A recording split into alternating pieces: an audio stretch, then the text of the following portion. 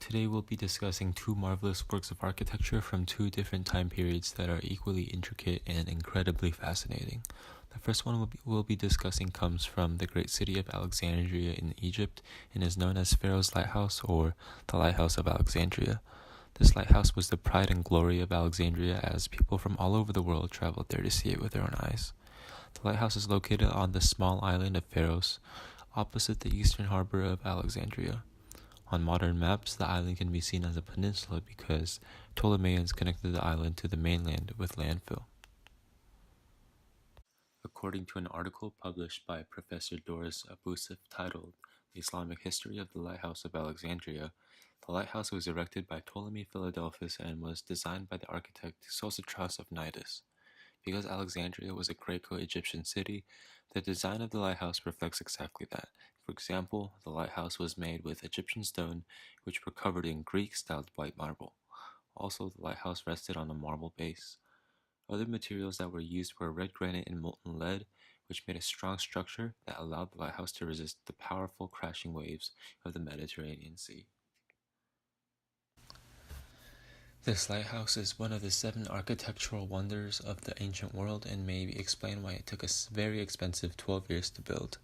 The lighthouse stands over 450 feet tall. It was considered one of the tallest man-made structures in the world for many centuries and has an abundance of interesting features. For one, the light that was projected was produced by a mirror's reflection of a fire. This mirror was incredibly large and curved and has been said to have been made of polished bronze. The structure of the lighthouse is composed of 3 levels. The base was square-shaped, had about 50 rooms that housed soldiers as well as workers, and had a ramp that allowed oxen to carry materials for the fire until the middle level. The middle level was shaped like an octagon and, because it was too narrow for a ramp, a staircase was installed. The workers here had to carry the material to the top level.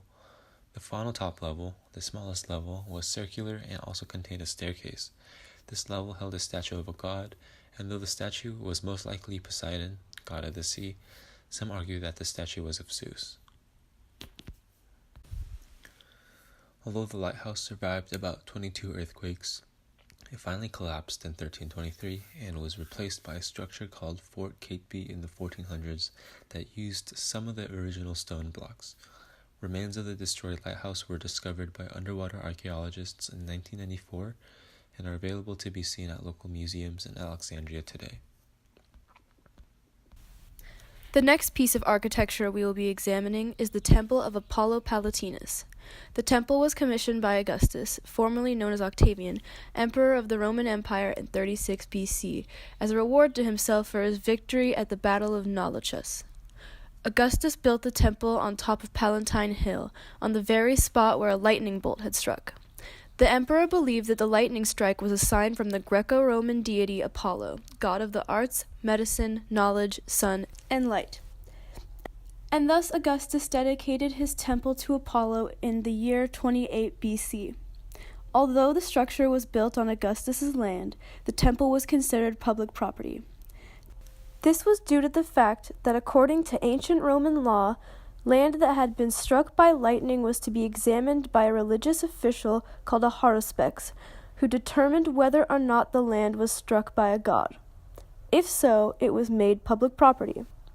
The Temple of Apollo Palatinus was constructed out of white marble blocks, and just as most temples from that time, the temple was decorated and supported with many marble columns.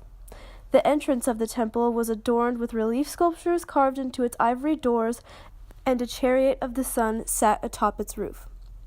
The inside of the temple displayed many famous works of art, including reliefs and sculptures. The cella, which is the inner area of an ancient temple, is where most of these famous works were located.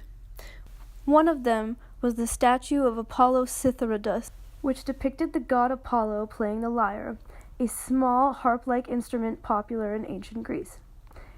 Another was a statue of Leto, the mother of the god Apollo. Many of these works represented characters and scenes from Greco-Roman mythology. Most of them in this temple were related to the god Apollo in some way, shape, or form. Today, all that remains of the temple of Apollo Palatinus itself is marble rubble. Fortunately, By looking back at the records kept by ancient Romans during the time of its building, we are able to get a sense of what the temple of Apollo Palatinus once looked like.